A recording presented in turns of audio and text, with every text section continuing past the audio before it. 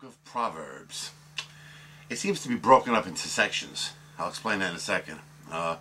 These are written by King Solomon, and it said in the dictionary part of the book, but may have been collected and arranged by others. What do they mean by arranged? I think they just mean the order in which they appear. You'll see why I think they did that. Because, like 1 to 9, he's giving advice to his son, it seems. You know, be wise, respect God's laws, honor your family, that kind of stuff. This one's interesting. At the end of 1, I think it's 27. Of course, I didn't bookmark it. Here we go.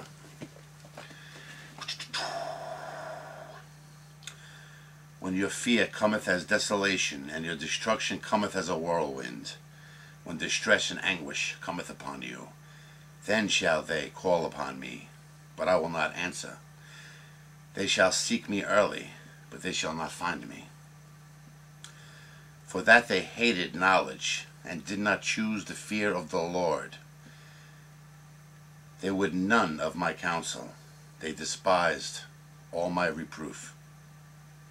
Therefore shall they eat of the fruit of their own way, and be filled with their own devices. It's like saying, like, you don't worship me or care about me, but you're going to come to me when you're like on your knees and like, you know, really needy. So, but I guess it's never too late to turn to God, maybe. But that one's saying like, you know, you better be good because, or believe in me because I'm not going to be there for you in the end. But it changes, kind of, like from 10 to 25. It's like hundreds of short proverbs, like a line long, you know, covering lots of issues. They kind of, I hate to say like fortune cookies, but some of them read like fortune cookies. You know, maybe a little longer than a fortune cookie, but it's like tons of fortune cookies. But they're all pretty good. This book, although it was, you know, it wasn't the biggest book, but it was pretty lengthy, was way more interesting, you know, because each one you read and then you just think about it. A lot of them are kind of repetitive too, like they have the same basic message. But if you, you know, if you want to read, to me the best part of the book was 10 to 25. Just read all those.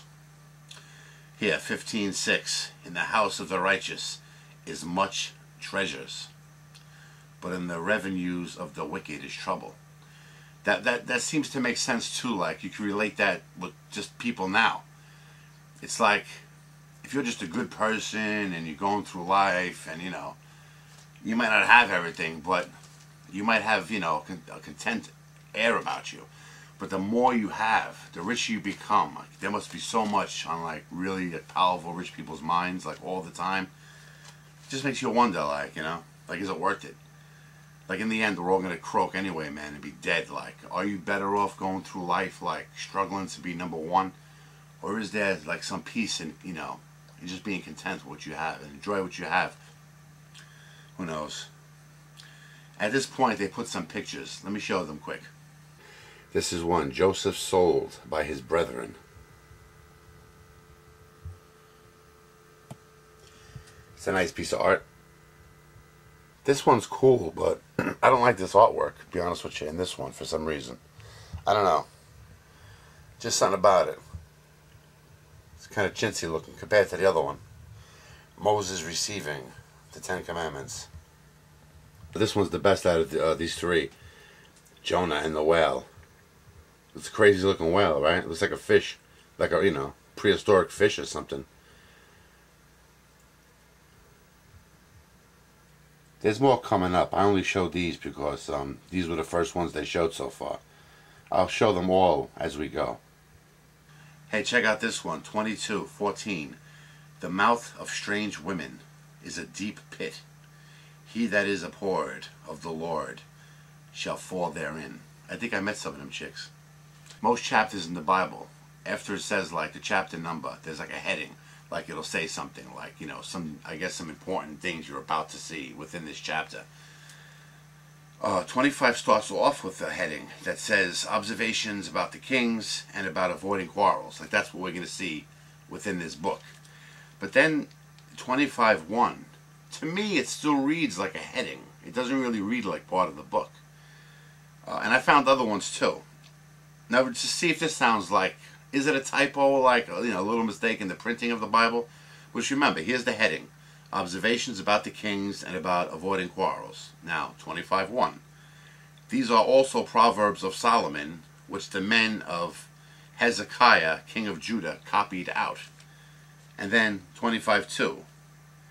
It is the glory of God to conceal a thing, but the honor of the kings is to search out a matter. But did you see what I'm talking about? 25:1. Doesn't that read like more like it should have been part of the heading and not 25:1? You know what I'm saying? These are also Proverbs of Solomon, which the men of Hezekiah, king of Judah, copied out. I don't know. And like I said, I found other ones too, like after that, that they read more like they should have been part of the heading instead of one. I don't know. Maybe it's just like nitpicking, but I really don't know.